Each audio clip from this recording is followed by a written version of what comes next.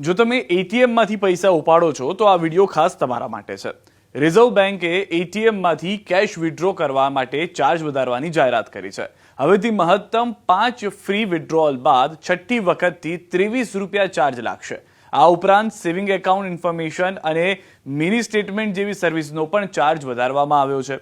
Reserve bank of ઇન્ડિયાએ ATM cash withdraw ચાર્જીસમાં સુધારો જાહેર કર્યો છે, જે 1 મે 2025થી અમલમાં આવશે. નવા નિયમ મુજબ બેંકો હવે મંથલી ફ્રી લિમિટ કરતાં વધુ વિથડ્રોલથી ગ્રાહકો પાસેથી પર ટ્રાન્ઝેક્શન ₹23નો ચાર્જ વસૂલ કરી શકે છે. આ અગાઉ ટ્રાન્ઝેક્શન ચાર્જ ₹21 હતો. અહીં મહત્વની વાત એ છે કે થોડા જ સમય પહેલા આરબીઆઈએ એટીએમ ટ્રાન્ઝેક્શનના ચાર્જીસમાં ₹2નો વધારો કર્યો હતો, જે 19થી ₹21 થયા હતા અને ટૂંક સમયમાં જ ફરી એક વખત ₹2નો વધારો કરવામાં આવ્યો છે.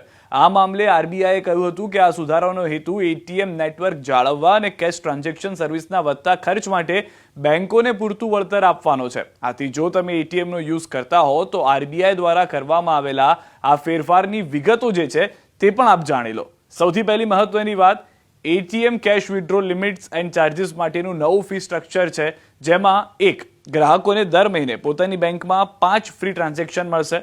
મેટ્રોપોલિટન એરિયા હોય તો અન્ય બેંકોના એટીએમ ઉપર 3 ફ્રી ટ્રાન્ઝેક્શન મળશે અને જો નોન મેટ્રોપોલિટન એરિયા હોય તો અન્ય બેંકના એટીએમ પર 5 ફ્રી ટ્રાન્ઝેક્શન મળશે.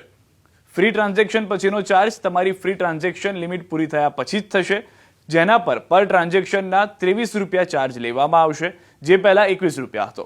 આ નવા ચાર્જીસ કેશ રિસાયકલર મશીનો ઉપર પણ કરવામાં આવેલા કેશ ડિપોઝિટ ટ્રાન્ઝેક્શન સિવાયના ટ્રાન્ઝેક્શન પર પણ લાગુ થશે.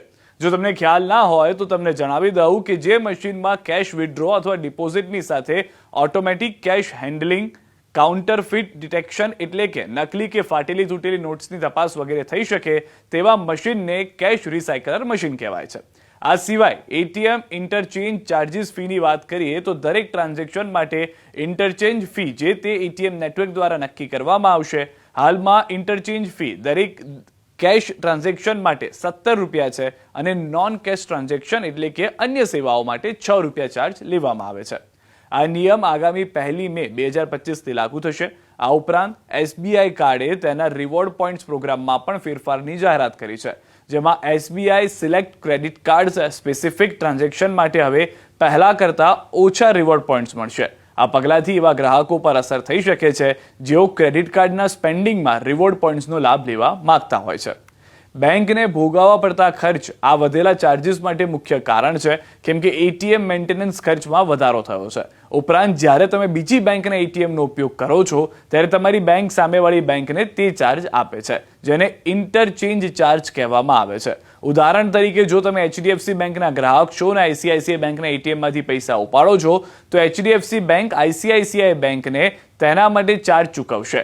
આ સમાચાર જરૂરથી ચોંકાવનારા હોઈ શકે છે, પરંતુ રિઝર્વ બેંકે કહ્યું છે કે એટીએમના મેન્ટેનન્સ ખર્ચના કારણે આ કરવું અનિવાર્ય છે. જો કે રિઝર્વ બેંકે એ પણ સલાહ આપી છે કે ટેકનિકલ એરર્સ અથવા અન્ય કોઈ કારણોસર ગ્રાહકને એટીએમ સર્વિસમાં પ્રોબ્લેમ આવે તો બેંકોએ તેના માટે ચાર્જ લેવો ન જોઈએ. કેટલાક ગ્રાહકોનું તેવું પણ કહેવું છે કે જ્યારે અમે એટીએમમાં જઈએ છીએ ત્યારે ટ્રાન્ઝેક્શનમાં પૈસા અમે નથી ઉપાડી શકતા અથવા તો એટીએમમાં નાણાં નથી હોતા, તો તેના બદલામાં રિવર્સ ચાર્જ લેવામાં આવે તેવી પણ તેઓએ આરબીઆઈને અપીલ કરી છે.